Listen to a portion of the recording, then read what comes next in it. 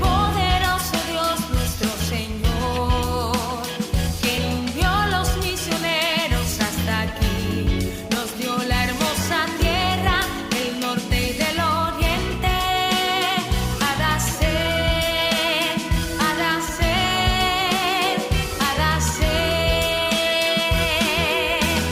Afiliación de damas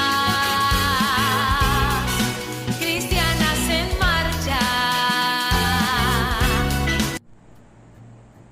Buenos días, hermanos, Dios les bendiga. Hoy quiero compartir con ustedes el devocional titulado Manos a la obra, y vamos a leer el libro de Marcos, capítulo 14, versículos 36 al 31. Cuando hubieron cantado el himno, salieron al monte de los olivos. Entonces Jesús les dijo: todos os escandalizaréis de mí esta noche, porque escrito está: heriré al pastor y las ovejas serán dispersadas. Pero después que haya resucitado, iré delante de vosotros a Galilea. Entonces Pedro le dijo: aunque todos se escandalicen, yo no. Y le dijo Jesús: de cierto te digo que tú hoy, en esta noche, antes que el gallo haya cantado 2 veces, me negarás 3 veces. Mas él con mayor insistencia decía: si me fuere necesario morir contigo, no te negaré. También todos decían lo mismo. ¿Alguna vez el Señor les ha mostrado a ustedes lo que puede pasar en su vida? ¿A través de un sueño o alguien les ha hablado?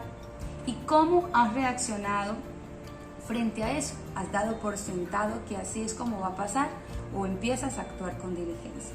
Por experiencia propia les puedo decir que he experimentado cuando he hecho caso omiso al asunto revelado, y cuando he puesto toda la diligencia frente a lo que Dios me está advirtiendo que puede pasar.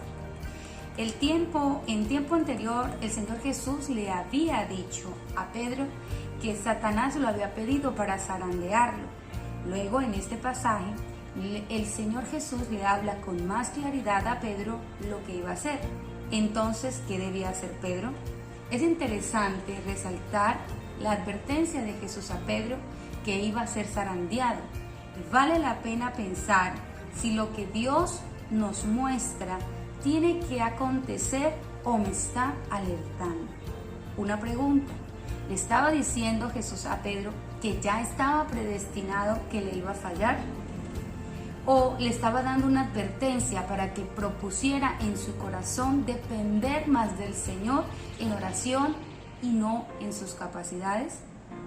Si Dios te habla en un sueño, ¿te está diciendo que obligatoriamente es lo que va a acontecer? ¿O te está llamando la atención para que tome cartas en el asunto? No creo que el Señor Jesús quería que tal cosa le sucediera a Pedro. Por eso, más adelante en los siguientes pasajes, en los siguientes versículos, encontramos que iba a haber un momento muy crucial, tanto para Jesús como para los mismos discípulos, y en especial para Pedro. ¿Pero qué pasó? El Señor Pedro se encontraba durmiendo. Y el Señor Jesús le dice: ¿cómo, Pedro, no has podido velar 1 hora? A la verdad, hay que velar y orar para que no entréis en tentación, pues el espíritu a la verdad está dispuesto, pero la carne es débil. Por eso el Señor Jesús se lo llevó a él para que estuviera preparado, porque lo que se venía no era fácil. El Señor nuevamente le estaba recordando a Pedro qué tenía que hacer, pues él quería que Pedro estuviera percibido de lo que vendría. Así como Jesús iba a pasar por un momento muy difícil, Pedro se le había advertido que también iba a pasar. Entonces, el consejo a tener aquí, mis queridas hermanas, es lo siguiente. Primero, el Señor siempre nos va a advertir. Y segundo, está en nosotras cómo vamos a actuar frente a esa situación. Claramente podemos ver que Pedro estaba actuando bajo sus propias capacidades. Se echó a dormir, estaba cansado, tenía sueño y omitió todos los detalles que Jesús le había dado acerca de su negación. Mis queridas hermanas, no nos podemos dejar llevar simplemente por las emociones y hacer como dijo tan enfáticamente Pedro, que no le iba a negar. El Señor hoy nos está advirtiendo que tenemos que estar apercibidas e insistentes en buscar más de su presencia, en mantener una estrecha e íntima relación con el Señor, velando en oración, escudriñando su palabra, no dejando de congregarnos, el llevarnos bien con los demás y además que demos frutos. Debemos estar paradas en la brecha, no con argumentos llenos de falacias, sino con principios bíblicos y sólidos. Y claro, todo esto va a requerir de más esfuerzo y de más búsqueda, pero va a valer la pena. Así que manos a la obra. Dios les bendiga.